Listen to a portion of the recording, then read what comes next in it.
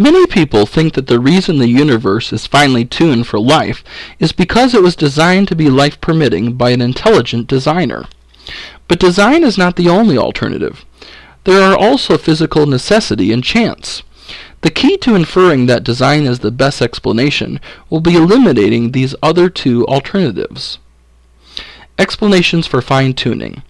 The three possible reasons why our universe is fine-tuned for life are: 1. Physical necessity. The constants and quantities must have the values they do. 2. Chance. The constants and quantities have the values they do simply by accident. 3. Design. The constants and quantities were designed to have the values they do. Accordingly, we can present a very simple three-step argument. 1. The fine-tuning of the universe is due to either physical necessity, chance, or design. 2. It is not due to physical necessity or chance.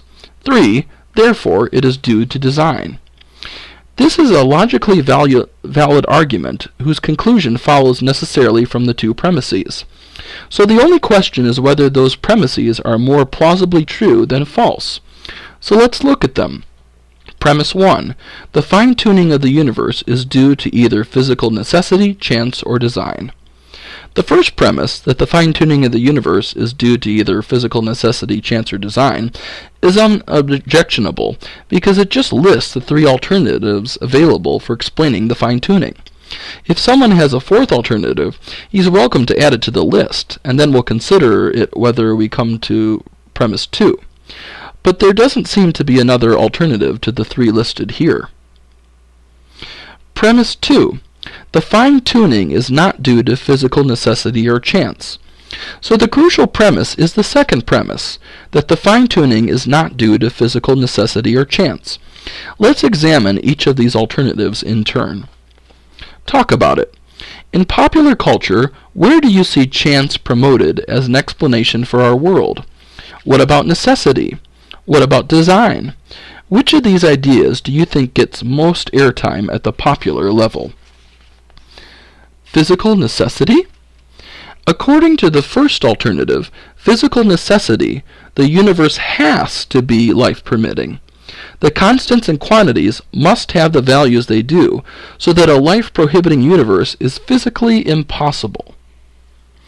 Implausibility of physical necessity. Now, on the face of it, this alternative seems fantastically implausible. It would require us to say that a life-prohibiting universe is a physical impossibility. But why take such a radical view? The constants are not determined by the laws of nature, so why couldn't they be different? Moreover, the arbitrary quantities are just boundary conditions on which the laws of nature operate. Nothing seems to make them necessary. So the opponent of design is taking a radical line that requires some proof. But there is none. The alternative is put forward as a bare possibility. Sometimes scientists do talk of a yet-to-be-discovered theory of everything, TOE, which certainly sounds like a physical explanation of everything, including the fine-tuning, but like so many of the colorful names given to scientific theories, this label is very misleading. A successful TOE would enable us to unify the four basic forces of nature: gravity, the weak force, the strong force, and the electromagnetism into a single force carried by a single kind of particle. It would result in great simplification of physics, but it wouldn't even attempt to explain literally everything. For example, the most promising candidate for a TOE to date, so-called M-theory or superstring theory, only works if there are 11 dimensions. But the theory itself can't explain why just that particular number of dimensions should exist. An end run around evolution. Notice that by focusing on cosmic fine-tuning, this argument does an end run around the whole emotionally charged issue of biological evolution. The argument from fine-tuning, if successful, will show that the evolution of intelligent life anywhere in the cosmos depends on the design of the initial cosmic conditions. Any design arguments based on the origin of life, the origin of biological complexity, the origin of consciousness, and so on, will simply layer on more improbability, making it all the more unlikely that all this can be explained apart from a designer. Moreover, M-theory doesn't predict uniquely a life-permitting universe. It permits a vast range of around 10 to the 500th power different possible universes, all consistent with the same laws but varying in the values of the constants of nature. Almost all of these possible universes are life-prohibiting. So some explanation is needed why, out of all these possibilities, a life-permitting universe exists. We can't say that life-permitting universes are physically necessary, since based on M-theory, at least, that's clearly false. So there's no evidence that a life-permitting universe is physically necessary. Quite the contrary. All the evidence indicates that life-prohibiting universes are not only possible, but far, far more likely than any life-permitting universe. Chance. That leads to the second alternative. Could the fine-tuning be due simply to chance? According to this alternative, it's just an accident that all the constants and quantities fell into the life-permitting range. We basically just lucked out. The fundamental problem here is that the chances that the universe that exists should happen to be life-permitting are so remote that this alternative becomes unreasonable. The cosmic landscape. The so-called cosmic landscape of worlds permitted by M-theory has become something of a phenom lately. It's important to understand that the landscape is just a range of possibilities. Some people have misinterpreted it to mean that all these different universes actually exist. Some have thought it undermines the argument for design, because the landscape must include life-permitting worlds like ours. But the cosmic landscape is not real. It's just a list of possibilities. It describes the range of universes that are consistent with M-theory. Improbability of a life-permitting universe. Sometimes people object that it's meaningless to speak of the probability of a fine-tuned universe's existing, because there is, after all, only one universe. So you can't say that 1 out of every 10 universes, for example, is life-permitting. But the following illustration from the physicist John Barrow clarifies the sense in which a life-permitting universe is improbable. Take a sheet of paper and place upon it a red dot. That dot represents our universe. Now alter slightly one or more of the finely tuned constants and physical quantities that we've been discussing. As a result, we have a description of another universe, which we can represent as a new dot in the neighborhood of the first. If that new set of constants and quantities describes a life-permitting universe, make it a red dot. If it describes a universe that is life-prohibiting, make it a blue dot. Now repeat the procedure over and over again until the sheet is filled with dots. What you wind up with is a sea of blue with only a few pinpoints of red. That's the sense in which it is overwhelmingly improbable that the universe should be life-permitting. There are simply vastly more life-prohibiting universes in our local area of possible universes than there are life-permitting universes. Lottery illustrations. Sometimes people will appeal to the example of a lottery in order to justify the chance alternative. In a lottery where all the tickets are sold, it's fantastically improbable that any one person should win, yet somebody has to win. It would be unjustified for the winner, whoever he may be, to say, "The odds against my winning were 20 million to 1, and yet I won. The lottery must have been rigged." In the same way, they say, some universe out of the range of possible universes has to exist. The winner of the universe lottery would also be unjustified to think that because his universe exists, this must have been the result of design, not chance. All the universes are equally improbable, but one of them, by chance, has to win. This analogy is actually very helpful because it enables us to see clearly where the advocate of chance has misunderstood the argument for design and to offer a better, more accurate analogy in its place.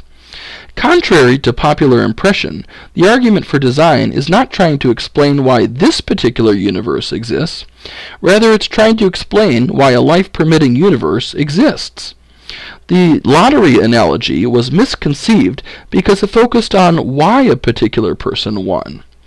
The correct analogy would be a lottery in which billions and billions and billions of white ping pong balls were mixed together with just one black ping pong ball, and you were told that one ball will be randomly selected out of the horde. If it's black, you'll be allowed to live. If it's white, you'll be shot. Now notice that any particular ball that is randomly selected is equally improbable. No matter which ball rolls down the chute, the odds against that particular ball are fantastically improbable. But some ball must roll down the chute. This is the point illustrated by the first lottery analogy. That point, however, is irrelevant because we're not trying to explain why this particular ball was picked. The crucial point is that whichever ball rolls down the chute, it is overwhelmingly more probable that it will be white rather than black. Getting the black ball is no more improbable than getting any particular white ball, but it is incomprehensibly more probable that you will get a white ball instead of a black one. So if the black ball rolls down the chute, you certainly should suspect that the lottery was rigged to let you live. Reinforce the lottery story. If you're having difficulty seeing the point of the lottery analogy in the text, then imagine that in order for you to live, the black ball had to be randomly picked 5 times in a row. If the odds against getting the black ball even once are great enough, then getting it 5 times rather than once won't affect the probability significantly. But if you get the black ball 5 times in a row, everyone would recognize that it didn't happen by chance. So in the correct analogy, we're not interested in why you got the particular ball you did. Rather, we're puzzled by why, against overwhelming odds, you got a life-permitting ball rather than a life-prohibiting ball. That question is just not addressed by saying, well, some ball had to be picked.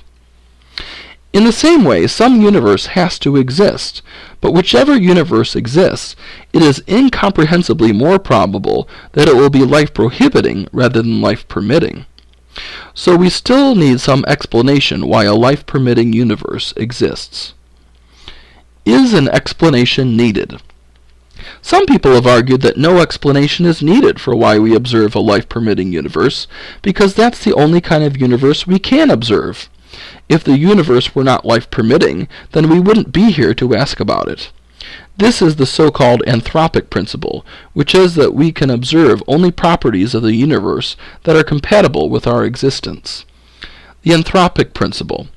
We can observe only those values of the fundamental constants and quantities that are compatible with our existence. This reasoning is fallacious. The fact that we can observe only a life-permitting universe does nothing to eliminate the need of an explanation for why a life-permitting universe exists. Again, an illustration can help. Imagine you're traveling abroad and arrested on trumped-up drug charges. You're dragged in front of a firing squad of 100 trained marksmen standing at point-blank range. You hear the command given, "Ready, aim, fire." You hear the deafening sound of the guns, and then you observe that you're still alive, that all of the 100 marksmen missed. Now what would you conclude? Well, I guess I shouldn't be surprised that they all missed. After all, if they hadn't all missed, I wouldn't be here to be surprised about it. Nothing more has to be explained here. Of course not. It's true that you shouldn't be surprised that you don't observe that you're dead, since if you were dead, you wouldn't be able to observe it. But you should still be surprised that you do observe that you're alive, in light of the enormous improbability that all the marksmen would miss. Indeed, you'd probably conclude that they all missed on purpose, that the whole thing was a setup engineered for some reason by someone. The many worlds hypothesis. Theorists have therefore come to recognize that the anthropic principle cannot eliminate the need of an explanation of the fine-tuning unless it's conjoined with the many worlds hypothesis. According to that hypothesis, our universe is but one member of a world ensemble or multiverse of randomly ordered universes, preferably infinite in number. If all of these other universes really exist, then by chance alone life-permitting worlds will appear somewhere in the world ensemble. Since only finely tuned universes have observers in them, any observers existing in the world ensemble will naturally observe their worlds to be finely tuned.